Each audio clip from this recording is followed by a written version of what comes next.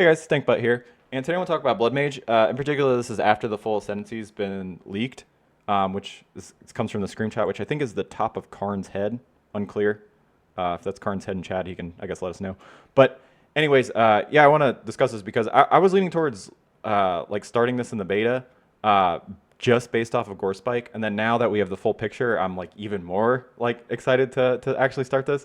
I'm gonna play like all of the ascendancies just because I'm a degenerate and I'm a chronic reroller. But initially, this is where I want to start, based almost entirely off the power of this node. So this is essentially like half of a Wrath Pith, and the reason that is so powerful is because it essentially lets you get to scale your damage off of defense, which is always going to be just powerful. That's just never not going to be the case.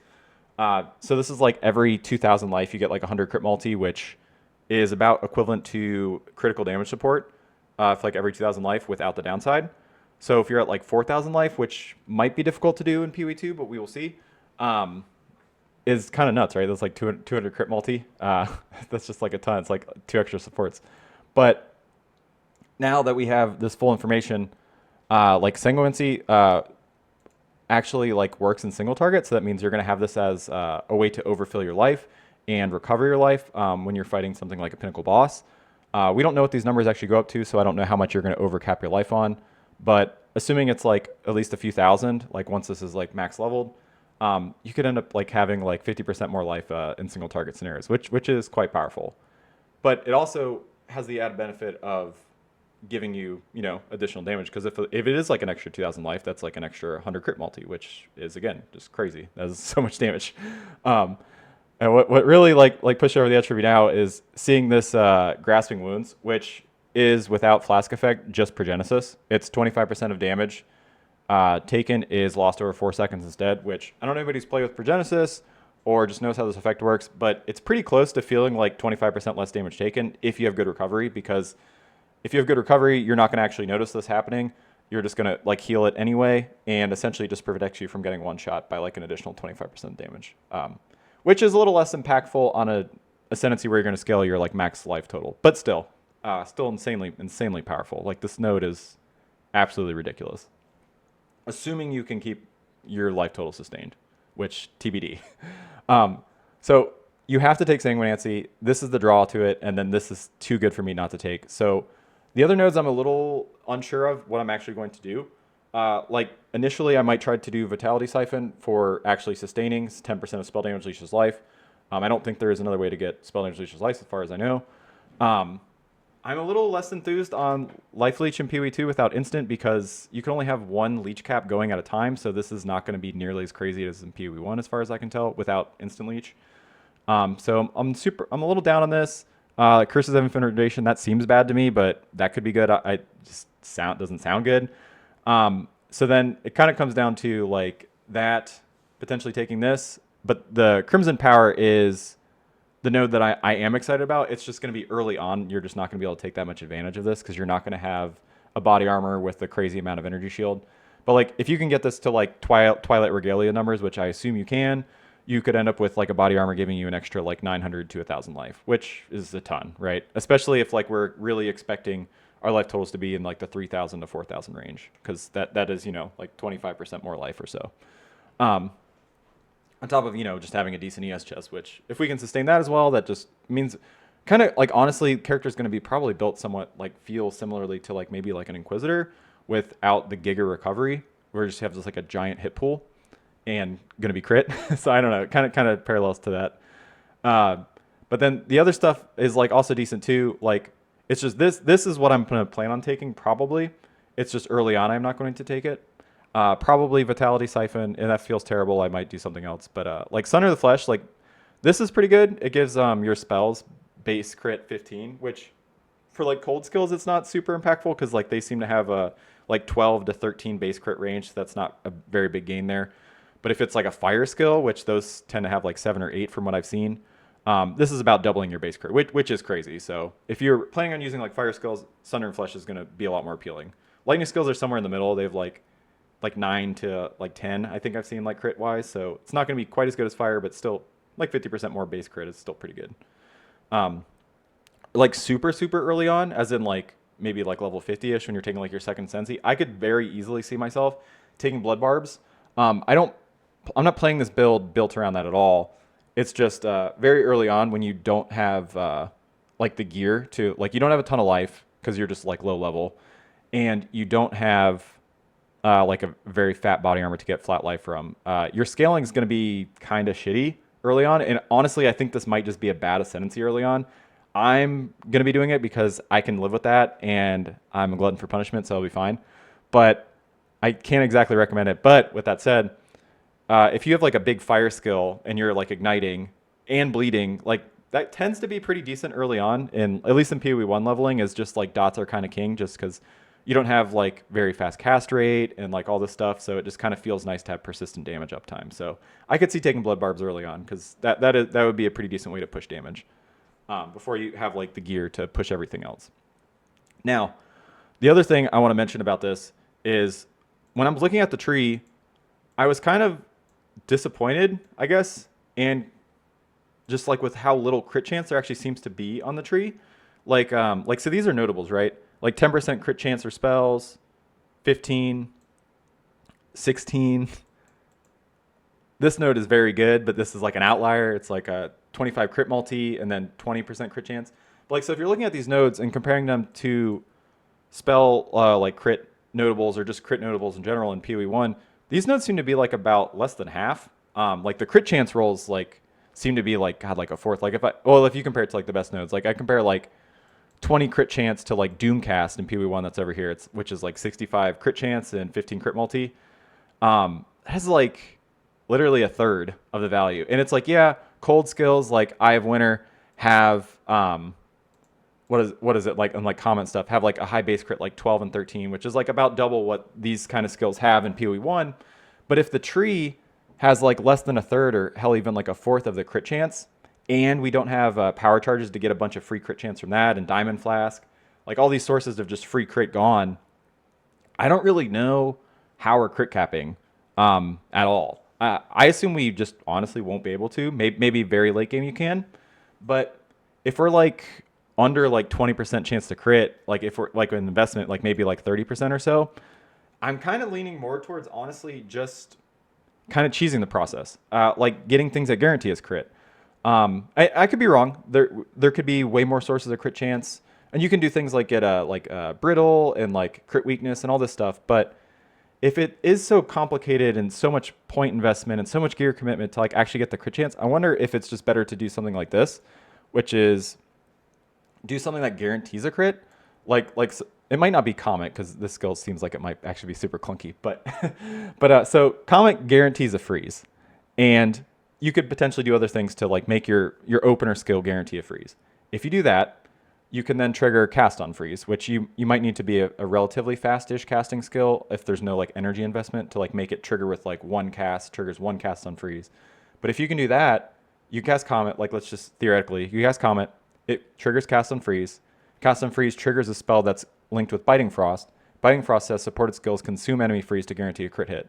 So if we can set our build up like this, where we have an opener that guarantees a freeze, and with one hit guarantees a trigger of cast on freeze, and guarantees this, like we essentially have guaranteed a crit without investing in crit at all. So now we can just take crit damage, which means just stacking life for our ascendancy, and then just taking big sources of crit damage. Like we'll take like some minor crit damage nodes and stuff. But I think if we can do that, we could potentially maybe get around this like this downside of like actually having a really difficult time crit capping. We can just kind of cheese the whole process. Now, there's probably other ways to do this, but this is like another way I was thinking, and this is going to be like, you want to talk about atrocious early league, like a witch that's melee, right? But Sunder does have this consume fully broken armor on enemies to guarantee a critical hit line. So it's like you could theoretically go attack witch, which is like one of my favorite things to do in PoE. But if you do that, you just probably have to have like some really gross early pathing and come down to the attack part of the tree. But so that might be something you could do later game. But if you can find sources that guarantee crit, you get effectively to just stack a ton of life and get a ton of damage that way without actually having to waste points on getting increased crit chance. And if you don't have to waste points on getting crit chance, you got to do things like take all the like really good damage nodes in the tree, like this ton of multi here, come up to like, I don't know, Whispers of Doom, get like Enfeeble plus Temp Chains going, and then I don't know. There's just like a ton of really interesting stuff. I also kind of want to see how you do something like this, where gain 25% of cold damage is extra fire damage against frozen enemies. Maybe you could have like a cast on ignite, like suit like another like meta skill setup going. I'm not entirely sure how that would work because it's like I don't know if the energy is shared between them or they track it separately. It's kind of unclear. I'm gonna have to mess around with myself. Like as a big cast on crit enjoyer, I can assure you I'm gonna waste a ton of time on that the first few days just trying to figure out how to do that as well. But that's yeah. Anyway, sorry, I'm sidetracking myself, but I'm just excited. But yeah, so that's kind of where I'm leaning at. I know this video is like gonna be relatively short, but I kind of just like really want to do Bloodmage because this just seems so powerful to me, and then this seems so good defensively, and this seems so good defensively, and I don't know. This stuff just seems really strong, but we aren't really gonna know until we have the full tree and we get access to more gear, like how easy it is to actually take advantage of crit multi. Because like maybe this isn't as good as it sounds. Maybe this is a ton of crit multi, but with how infrequently you crit, maybe it's not that good. So I guess we will kind of see. But yeah, that's pretty much it. I'm gonna be just messing around trying to find out stuff like the first few days, like with everybody else. So if anybody has any cool ideas to shoot me, please let me know. Because the only other stuff I can think of is like doing weird stuff that's gonna be kind of clunky, like using things like Eye of Winter to inflict critical weakness and all that jazz. Like honestly, the things that I would really like to do is something like Rain of Arrows with a ton of hits, triggering like cast on crit. But the problem is like when yeah, if I can type. But when I'm like looking at Rain of Arrows, while this seems like crazy if you can do like, because you get the frenzy support from like things like, was it like Sniper's Mark's going to guarantee you the frenzy charges. And then since critical like cast on crit support now is its own thing, this means that you can like totally dumpster all the links on your enabler. Like, so if let's say Rain of Arrows is our enabler, right? We could have 5 supports that do nothing for the damage. It's just like things to either make this more likely to crit, things to recoup the charges that it consumes from like Sniper's Mark to guarantee like the frenzies. And then we could do, what is this thing? Oh, here we go. I got lost. Yeah, things like perpetual charge, which is 35% chance not to remove charges to count as consuming it. So like you know, every 3 attacks, it just won't actually consume the frenzy, so we can just keep spamming. Unclear on this one. Generate additional charge because I assume Sniper's Mark is the thing that generates the charge, or is it Rain of Arrows? I guess I'd have to see like which one you actually link with this. Like, do you link your Sniper's Mark with this, or do you link the Rain of Arrows? But anyways, you guys get the point. That would kind of be like what I would lean towards. But you don't really have to use an attack. Like you could use something that just hits a lot that's a spell. It kind of, because cast on crit doesn't require an attack anymore, so it's just something that hits a lot. And ideally something that, I guess it kind of depends on how you want to set it up, because it's something, if it's something that rolls all its crits at once, which I think they said Rain of Arrows does not do, you could set it up with something like the freeze to guarantee crit on your enabler and then all this stuff so that you just get a bunch of crit hits. But if it doesn't work like that, then you actually need to invest in crit chance. And then the bigger thing I was running into, like, even though Rain of Arrows seems like it potentially has the chance to hit the most out of like all the skills, the thing that I was running into with it is I was looking at the bow bases, and again, this is like, there's like almost no information over here. But if all of the bow bases are actually like base 5 crit like this, there's just no shot you're doing cast on crit with like a skill like Rain of Arrows. Unless, I've heard that there are base crit mods that roll on weapons, but unless they're quite high, I find it really unlikely that you could actually use Rain of Arrows or something like that as your cast on crit enabler. But I hope that's not the case, because that sounds super fun. That's what I'm more interested in. But now if we do that, then we need to, I'm pretty interested in looking into Invoker, because Invoker now has, so he has these nodes, which are awesome. This one, I like quickly touch on this. This is kind of like Escape Artist on Trickster, except instead of ES, you get like reservation efficiency. Because it's like, so like if you, let's say you have like a 3000 evasion, 600 ES necrotic armor, you would then get 300 spirit from this, which is a butt ton, right? Because that's like cast on crit, for example, is 100 spirit. So like that's just 3 cast on crit supports right there. Because I think you can do multiple. But anyways, it could be like a bunch of other auras, and it'll make it really easy for you to fit in your like double curse blasphemy setup, like Temp Chains and Feeble. And yeah, I don't know. This node seems wild to me. Assuming body armors are similar to how they are in PoE 1.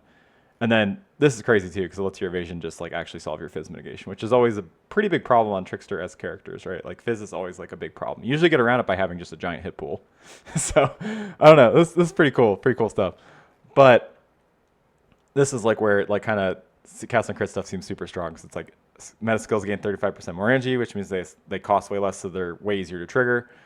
And like cast on freeze is like for like a 1 second casting skill, it's something like costs 130-ish energy, where on this it would be like 100, so it'd be you get 100 each time you freeze, so it'd be like 1-to-1. You'd literally, like, if you have a 1 second cast skill on cast on freeze, you would instantly cast it with this node.